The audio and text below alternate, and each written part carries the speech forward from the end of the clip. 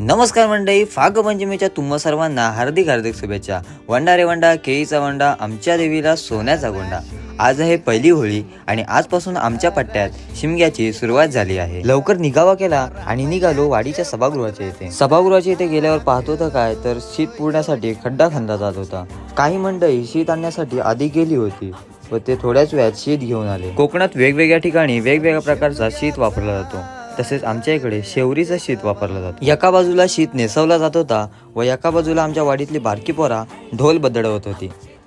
होळी सजून झाल्यावर होळीची पूजा केली गेली। त्यानंतरला फाग म्हणून होळी पेटवली जाते।